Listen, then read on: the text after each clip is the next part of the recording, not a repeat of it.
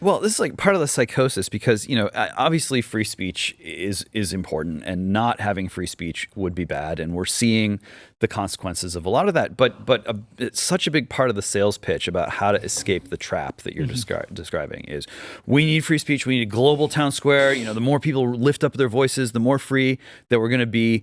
And what you end up with is a culture where silence is seen as evil.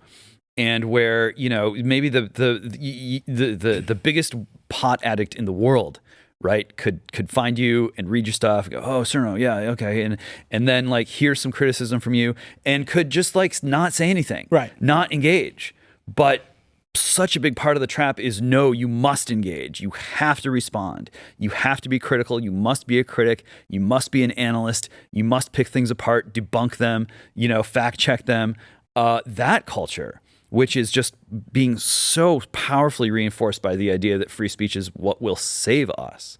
That culture is such a huge part of the problem. Is Reply-Gate culture, I think, though, that's always, we call those blowhards. Everybody, pre-internet, I just remember being a kid, and you would just, like, the Tim Walz triggers me psychologically, because they picked him because they thought that white men would say, he's one of us. Not realizing he's the archetypal blowhard coach that we all hated.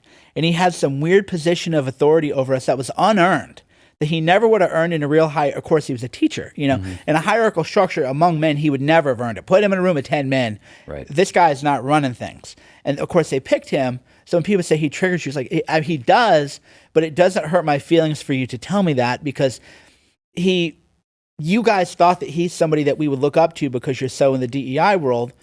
But he is someone that we would loathe. It's almost like the house slave thing. Yeah. It's like the longhouse slave. Right, exactly. We loathe them for that reason, but they've always been the Tim Walz type, and that's kind of what the Reply guy is. Yeah. They've always existed, but now they have access. Or the bigger thing, or the annoying person is, they feel like they have to say something just to say it. I read stuff all the time. I know I read more Twitter than I write, by far, by an order of magnitude. It's hard not to. I almost never reply to anybody because I don't need to just say something about it, right? Or maybe I'll quote retweet somebody with a little emoji or something, but just to draw a little more attention to it. But I don't feel the need to reword, or what they'll do is they'll read your tweet and then they'll like reword it, but then we're getting into ego, and then the heart would say, maybe you reach them in a way and they feel connected. Maybe that guy's lonely.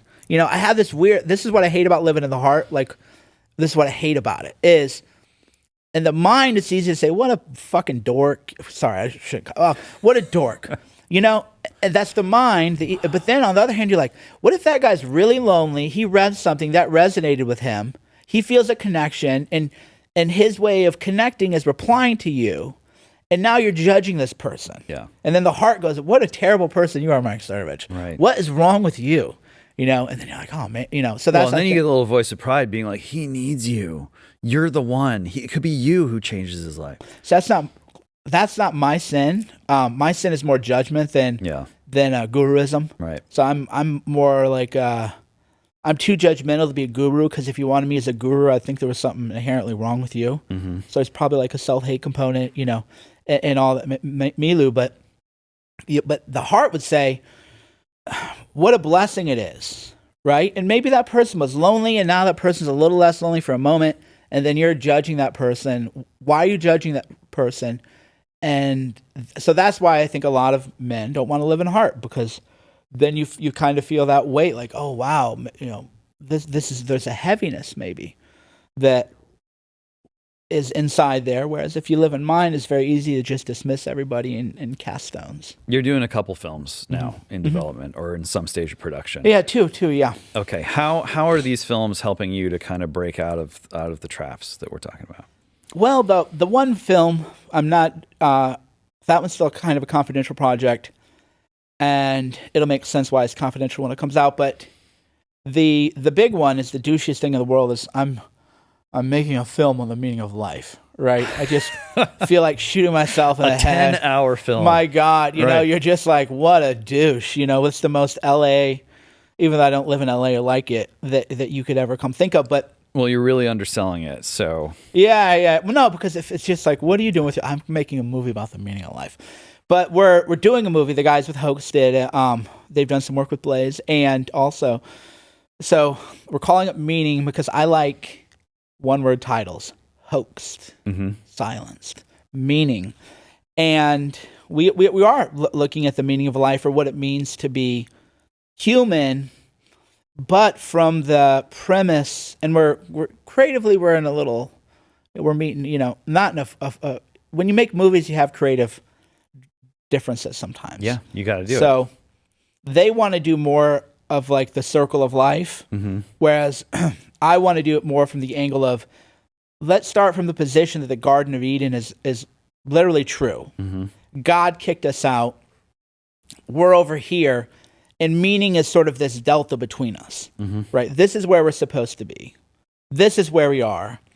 We're alienated, and then meaning is everything sort of in between. Yeah, knowing what you don't got. Yeah, or knowing you're separate, right? And how do we get separate? What does it mean to be separate? But that's it's a hard movie to do. It's a hard project. So we're talking to Jonathan. I'll butcher his last name, Pragu or Peugeot. Yeah, I said terrible things. He's coming on the show. Oh, great soon. guest. Yeah. Perfect.